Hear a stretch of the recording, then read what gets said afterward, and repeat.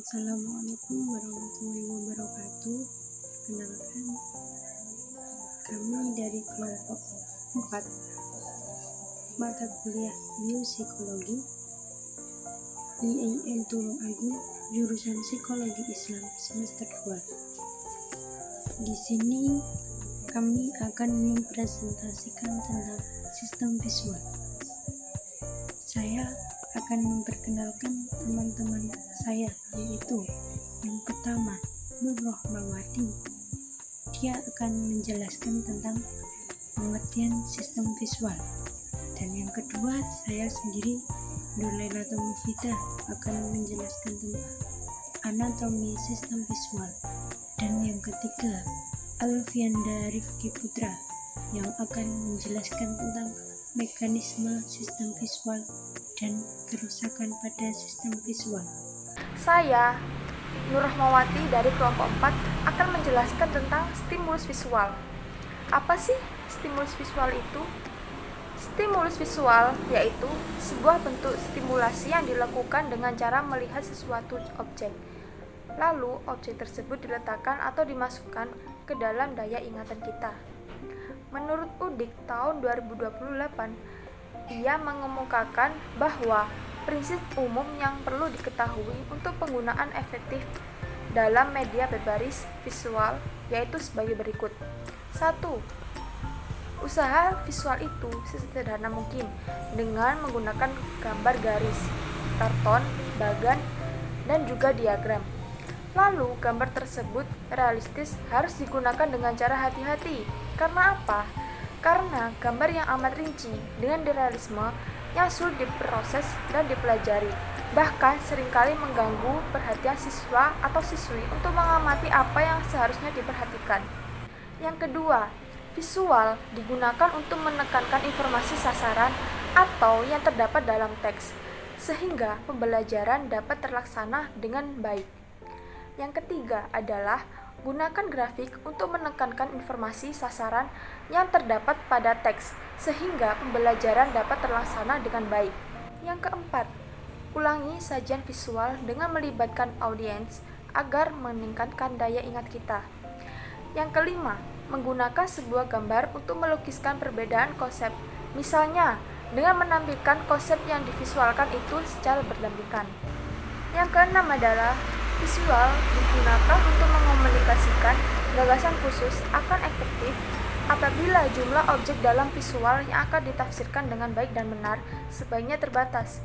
Karena jumlah aksi terpisah, yang penting adalah pesan dan kesannya harus ditafsirkan dengan baik dan benar. Semua objek dan aksi akan dimaksudkan dan dilukiskan secara realistik, sehingga tidak terjadi penafsiran ganda.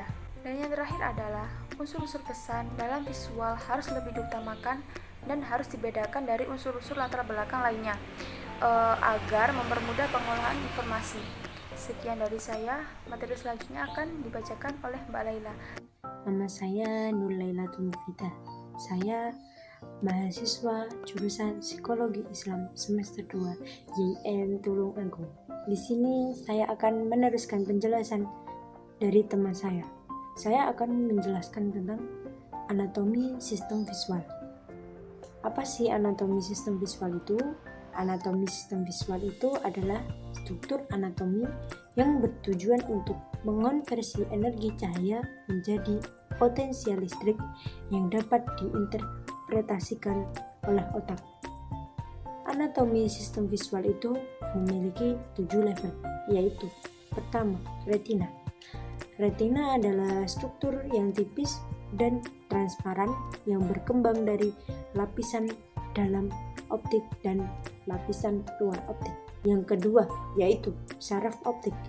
Saraf optik adalah gabungan dari sekitar 1 sampai 1,5 juta sel akson yang berasal dari lapisan sel ganglion di retina tersebut. Untuk yang ketiga yaitu kiasma optik. Kiasma optik adalah pemisuri yang dibentuk dari persilangan saraf optik. Yang keempat yaitu traktus optik. Traktus optik adalah segmen jarum visual yang menghubungkan antara kiasma optik dengan nukleus genikulat lateral. Jadi traktus optik itu ada di antara kiasma dan nukleus genikulat lateral. Untuk yang kelima yaitu nukleus genikulat lateral yang terletak di posterior thalamus yang berbentuk seperti jamur dan memiliki 6 lapisan. Yang keenam yaitu radiasi optik atau bisa disebut dengan traktus genikularin. Adalah perserabutan saraf yang bernyelin yang menghubungkan antara nukleus genikulat lateral dengan korteks visual di lobus occipital. Untuk yang terakhir yaitu korteks visual. Korteks visual adalah radiasi optik yang mencapai korteks visual sehingga otak dapat mengenali apa yang dilihat. Sekian dari saya. Apabila ada salah kata, saya mohon maaf. Saya Liviandra Rifki Putra dari kelompok 4 akan melanjutkan presentasi dari Mbak Laila. Untuk berikutnya adalah poin C, yaitu mekanisme proses visual. Mekanisme proses visual ini memiliki beberapa faktor penglihatan satu mata, yaitu yang pertama faktor penutupan, yang kedua faktor pembagian gelap dan terang, yang ketiga faktor perspektif linear. Proses visual dimulai saat cahaya memasuki mata dan terfokus pada retina melalui pupil dan menghasilkan sebuah bayangan yang kecil dan terbaik.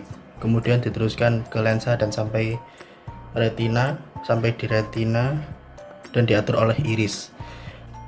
Setelah cahaya itu masuk ke pupil sampai ke retina, lalu mengalami perubahan energi cahaya menjadi aksi potensial melalui korteks visual yang terdapat dua saluran komunikasi paralel, yaitu yang pertama parvocellular layers dan magnocellular layers.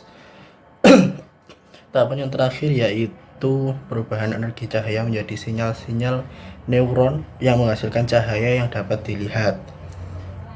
Poin berikutnya yaitu poin D, kerusakan pada sistem visual.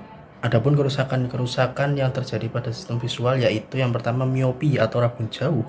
Kelainan ini terjadi pada mata yang dimana bayangan dibentuk oleh lensa jatuh di depan retina.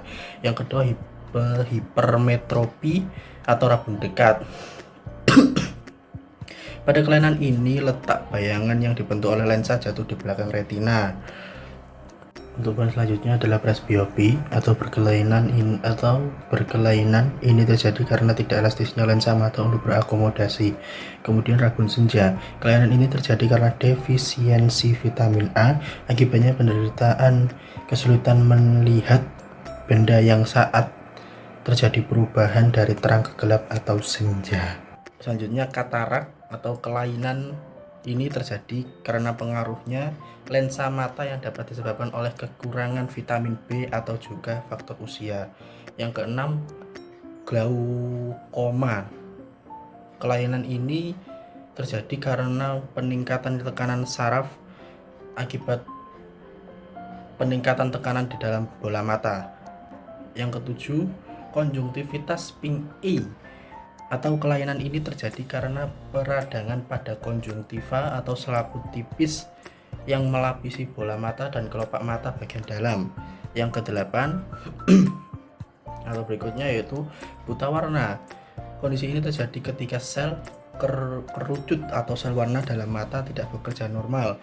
Umumnya buta warna ini terjadi sejak lahir dan adapnya terjadi pada usia dewasa karena pengaruh konsumsi obat-obatan yang berdampak penyakit yang bisa menyebabkan penyakit tertentu. Sekian, terima kasih. Saya dari kelompok 4. Assalamualaikum warahmatullahi wabarakatuh.